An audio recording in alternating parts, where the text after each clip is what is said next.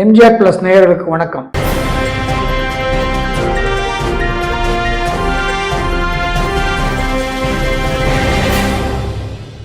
அரசியல் புரட்சி 2026.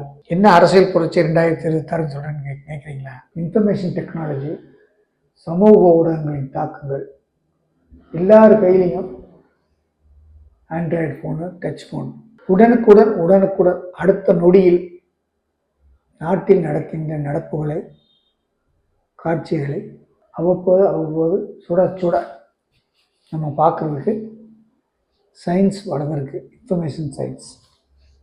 அதில்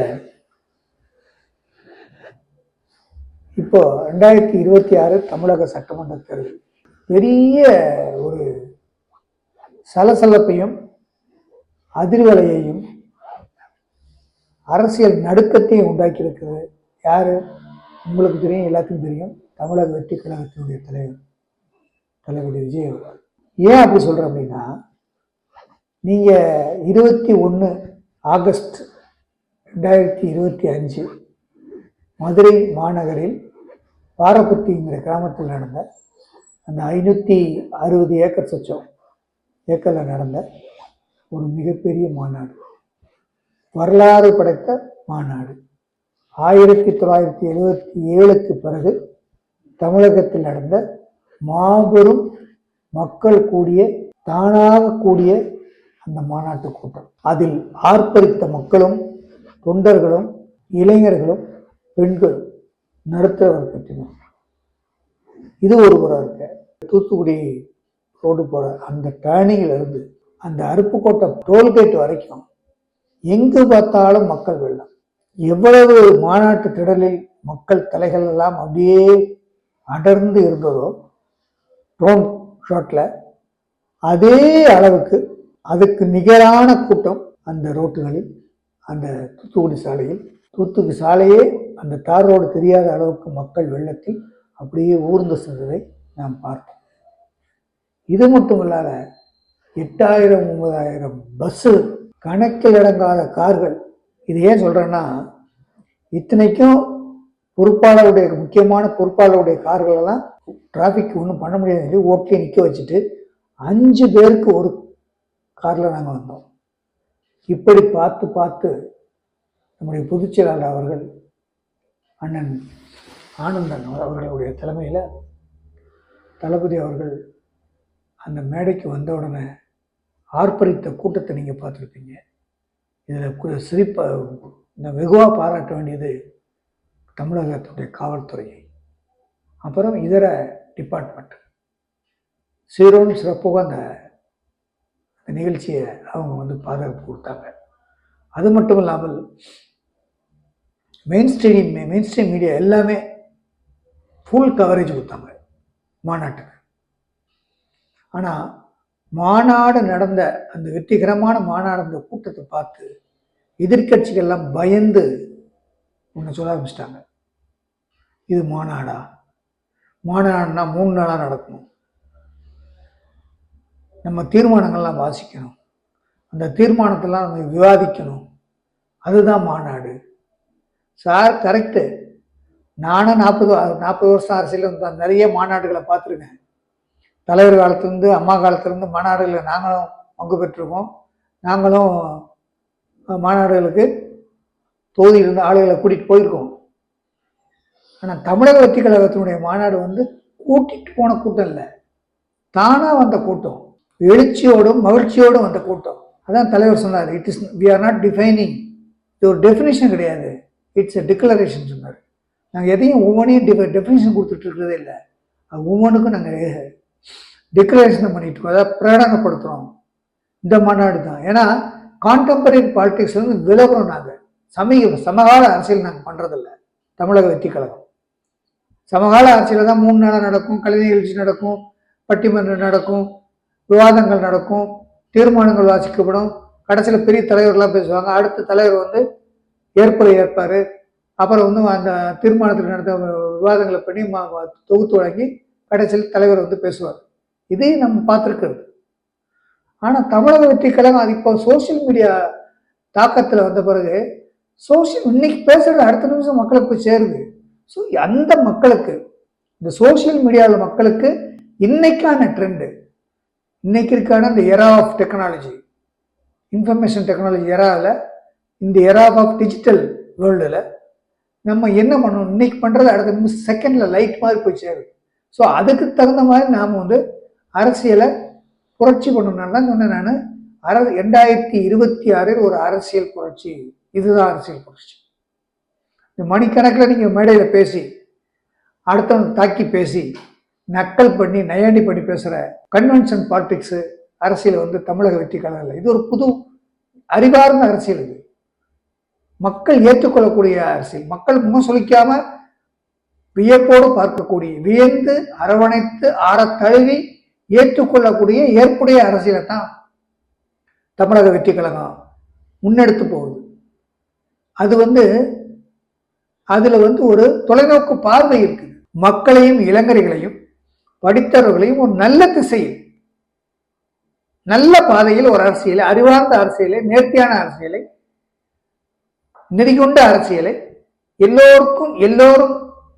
எல்லோருக்கும் எல்லாம் கிடைக்க வேண்டும் என்ற ஒரு உன்னத நோக்கத்தில் கொண்டு போகின்ற ஒரு அரசியல்.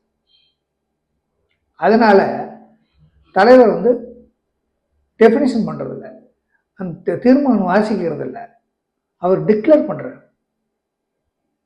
எப்படி டிக்ளேர் பண்றாரு? கொள்கை எதிரி பாரதிய ஜனதா கட்சி, அரசியல் எதிரி திராவிட முன்னேற்ற கழகம். இந்த ரெண்டு வார்த்தையில இந்த சமகால அரசியலுக்கு, இன்றைய அரசியல், அறிவார்ந்த அரசியலுக்கு இந்த ரெண்டு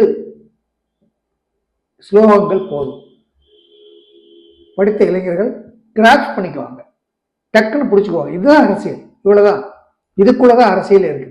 இந்த ரெண்டு கொள்கைகள் தான், இந்த ரெண்டு உடைய முழக்கத்தில் இருந்தோம்னா 2026 தேர்தலில் தமிழக வெற்றி கழகம் முன்னெடுக்க போகுது. முன்னெடுத்துருச்சு. இதை வந்து மக்களுக்கு மத்தியில போய் சேர்ந்துருச்சு. மக்கள் ஆஹா வாங்க, நீங்க தான் சார் வரணும், தளபதி நீங்க தான் வாங்க, தமிழக வெற்றி கழகத்தின் தலைவர் நீங்க தான், தமிழக வெற்றி பயணத்தின் முதல் வேட்பாளர் நீங்க தான், வாங்க, உங்களை நாங்க ஆட்சி கட்டில் அமர்த்துகிறோம் என்று திருக்கரம் நீட்டி அரவணைத்து ஆரத்தழுதி அமர வைத்து அழகு பார்க்க வேண்டும் என்று மக்கள் தீர்மானிக்கிறார்கள். அதிலும் குறிப்பாக எந்த கட்சியும் சாராத வாக்காளர். இது எப்படி தெரியுதுன்னா, மக்கள் பேசுறாங்க. இந்த உணர்வை எப்பொழுது ஒரு தலைவர் மக்களுடைய உணர்வை தன் உணர்வாக நினைக்கிறாரோ, மக்களுடைய வழியை தன் வழியாக நினைக்கிறாரோ, மக்களுடைய கஷ்டங்களை தன் கஷ்டங்களாக பாவிக்கிறாரோ, மக்களோடு மக்களாக இருக்கிறாரோ, அப்பொழுதுதான் அவர் மக்களின் தலைவர். அதனாலதான் சொல்றாரு 67 77 அந்த ரெண்டு காலகட்டத்தில் அரசியல் முன்னோட்டம் எப்படி இருந்ததோ அதனுடைய பரிணாம வளர்ச்சி தான் 2026 அரசியல் முன்னெடுப்பு. அது என்னுடைய தலைமையில் தமிழக வெற்றி கழகம் முன்னெடுத்து செல்கிறது. இதற்கு ஏகோபத்திய பாராட்டுகளும் வரவேற்பும் மக்கள் மத்தியிலே இருக்கிறது. அதனாலதான் சொல்றாரு, மக்களுடைய வாக்காளர்களுடைய வரவேற்பையும் அந்த அந்த மாநாட்டில் கலந்து கொண்ட அந்த எழுச்சியையும் கண்டு நான் திக்குமுக்காடி போனேன். மகிழ்ச்சி வெள்ளத்தில் மூழ்கி மீள முடியாமல் தத்தளித்துக் கொண்டிருக்கின்றேன். அவ்வளவு எனக்கு பெருமை என்று அந்த மாநாடு முடிந்ததும் அந்த தொண்டர்களுக்கு அவர் கடிதம் எழுதினார் தலைவர். இந்த நிகழ்ச்சியை எத்தனையோ விமர்சனங்கள் பண்ணாலும் மெயின் ஸ்ட்ரீம் மீடியாக்கள் அடிக்குவேட் கவரேஜ் கொடுத்து அதை ரன்னிங் கமெண்ட்ரியை எடுத்து அதை உடனுக்குடன் மக்களுக்கு அவங்க டெலிகாஸ்ட் பண்ணதும், அதுவும் இல்லாமல் சமூக ஊடகங்களில் அது வந்து வியாபித்ததையும், சமூக ஊடகங்களில் மக்கள் வந்து மாநாட்டுக்கு வராத மக்கள் 15 லட்சத்துக்கு மேலே உள்ள மக்கள் அந்த சமூக ஊடகங்களை போய் விசிட் பண்ணி, வெப்சைட்லையும் சமூக ஊடகங்களையும் விசிட் பண்ணி அந்த மாநாட்டை கண்டுகளித்ததன் பயனாக எதிர்கட்சிகளுக்கு காய்ச்சலே வந்துவிட்டது. அதனால தான் என்ன சொல்றாங்க, சிலர் குறை சொல்லுவார்கள். ஒரு 2-3 பத்திரிகை ஜேர்னலிஸ்ட்டை தவிர பெரும்பாலும் ஆளுங்கட்சிக்கு சாதகமாக தான் இருக்காங்க. அது எப்பவுமே இந்த காலகட்டத்தில் அப்படித்தான். அவர்களை குறை சொல்ல முடியாது. அவர்கள் கூட நாங்கள் எதிர்பார்க்கல, எவ்வளோ பெரிய கூட்டம் வரும் நாங்கள் எதிர்பார்க்கல அப்படின்னு அவங்களுக்குள்ளேயே பல்வேறு அரசியல் கட்சிகளுக்கும் உள்ளுக்குள்ள ஒரு பதட்டம் வெளிப்படையாகவே தெரிகிறது. இது 2026 தேர்தலுக்கு இன்னும் 8 மாதம் இருக்குங்களேன். இந்த 8 மாசத்துல இன்னும் போக போக போக போக அதிலும் குறிப்பாக தலைவர் மக்களை சந்திக்க இப்போ மாநாட்டில் தொண்டர்களை தான் சந்திச்சாரு. இன்னும் வெகுஜன மக்களை அவங்க வீட்டுக்கே போய், அவங்க தெருவுக்கே போய், அவங்க ஊருக்கே போய் வாக்குகளை கேட்கும்போது நீங்க நினைச்சு பாருங்க, ஜஸ்ட் நினைச்சு பாருங்க.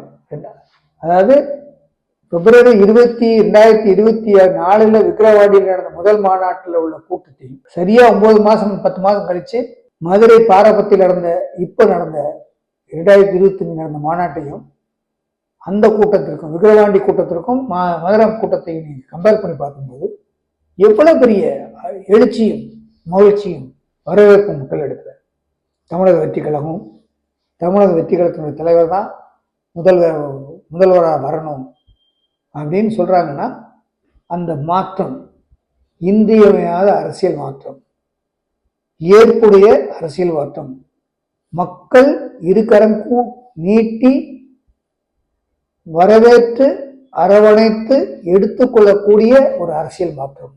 இந்த மாற்றத்தை தரப்போகிறவர் தமிழகத்தினுடைய வெற்றி கழகத்தினுடைய தலைவர் தளபதி விஜய் அவர்கள் தான் என்பதை மக்கள் என்றும் முடிவு செய்துவிட்டார்கள். அதிலும் குறிப்பாக எந்த கட்சியும் சாராதவர்கள், கடைசி நேரத்தில் முடிவெடுக்கக்கூடியவர்கள், யார் முந்துகிறார்கள், யார் மக்கள் மத்தியிலே வெகுஜன மக்கள் மத்தியிலே நம்பிக்கையை பெற்றிருக்கிறார்கள், வெகுஜன மக்கள் எல்லாம் எந்த கட்சி தலைவரை அடுத்த முதல்வர் ஆக்க வேண்டும் என்று நினைக்கிறார்கள். அந்த நிலவுந்த ட்ரெண்டை பார்த்து அதற்கு தகுந்தால் போல் இந்த நடுநிலையாளர்கள் தங்களுடைய வாக்குகளை வீணாக்கக்கூடாது, இதுதான் ஜெயிக்க போகிறது, இப்படிப்பட்ட மாற்றத்தை தான் வேணும், இப்படிப்பட்ட தலைவரைத்தான் வெகுஜன மக்கள் விரும்புகிறார்கள், வரவேற்கிறார்கள், எதிர்பார்க்கிறார்கள், அந்த தலைவரைத்தான் ஏற்புடைய தலைவராக ஏற்றுக்கொள்கிறார்கள்.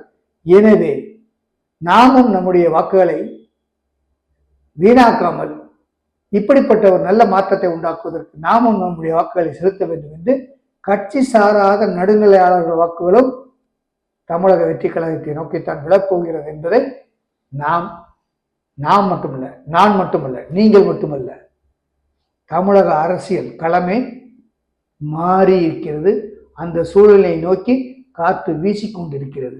அந்த திசையை நோக்கி அந்த பயணம் விமர்சையாக சீரோடும் சிறப்போடும் சிந்தாமல் சிதறாமல் நெறியோடும் அளந்து அடியெடுத்து வைத்த பயணமாக இப்பொழுது நான் பார்க்க முடிகிறது. எனவே நேயர்களே, 2026 தேர்தலில் அரசியல் புரட்சி ஏற்பட போகின்ற ஒரு சமிக்கை, ஒரு சிக்னல், ஒரு சாயல் தென்படுகிறது என்பதை நாம் யாரும் ஒதுக்கி தள்ளிவிட முடியாது, ஒதுங்கி போக முடியாது என்பதை மாநாடு முடிஞ்ச இந்த ஒரு வார காலத்தில் நமக்கு தமிழக மக்களுக்கு, அரசியல் பார்வையாளர்களுக்கு, அரசியல் தெரிஞ்சவர்களுக்கு உணர்த்துகிறது. இவர்கள் தான் ஆட்சி அமைக்க வேண்டும், இவர்தான் வர வேண்டும், புரட்சி எம்ஜிஆர் தான் தமிழகத்தை ஆள வேண்டும் என்று முடிவு செய்து பெருவாரியான வாக்குகளை அள்ளி கொடுத்து ஆட்சி அமைத்தார்களோ அதை போலவே அதனுடைய பரிணாம வளர்ச்சியாக புதிய பாதையில், புதிய பரிணாம தோற்றத்தில் ஒரு தொலைநோக்கு பார்வை கொண்ட ஒரு அறிவார்ந்த அரசியலை, மக்களுக்கு நம்பிக்கை ஊட்டக்கூடிய, ஏற்றுக்கொள்ளக்கூடிய, ஏற்புடைய ஒரு அரசியலை, ஒரு யதார்த்த அரசியலை, மக்களை மடைமாற்றாமல், மக்களை திசை திருப்பாமல் சொல்லி வாக்குகளை கேட்டு தமிழக வெற்றி கழகம் ஆட்சி அமைக்கப் போகிறது என்பதைத்தான் பெருவாரியான மக்கள் சொல்லுகிறார்கள். அதை என் காதால் நான் கேட்கிறேன், களத்தில் காண்கிறேன் என்பதுதான் இன்றைய இந்த நிமிடத்துடைய நிலவரம். இனி 8 மாதம் இருக்கு. இந்த நிலவரம் இன்னும் மேலும் மேலும் மேலும் மேலும் வலுப்பெற்று இனி அதிகமான பாராட்டுகளும் அதிகமான ஏற்புகளும் அதிகமான முன்னெடுப்புகளும் அதிகமான ஆதரவும் தமிழக வெற்றி கழகத்திற்கு மக்கள் தரப்போகிறார் என்பதுதான் இந்த நிகழ்வுகள் காட்டுகிறது என்பதை சொல்கிறேன். பார்ப்போம், கவனிப்போம். தமிழக வெற்றி கழகத்துடைய பயணத்தை எல்லோரும் உற்று நோக்குவது போல நீங்களும் உற்று நோக்குங்கள். எல்லோரும் ஆசைப்படுவது போல நானும் ஆசைப்படுகிறேன். எல்லோரும் ஆசைப்படுவது போல தமிழகத்தில் ஒரு மாற்றம் வேண்டும். அந்த மாற்றம் தமிழகத்தினுடைய வெற்றி கழகத்தினுடைய வெற்றி பேரணியின் முதல் வேட்பாளர் விஜய் அவர்கள் தலைமையில் ஒரு ஆட்சி அமையட்டும். வரவேற்போம். நன்றி, வணக்கம்.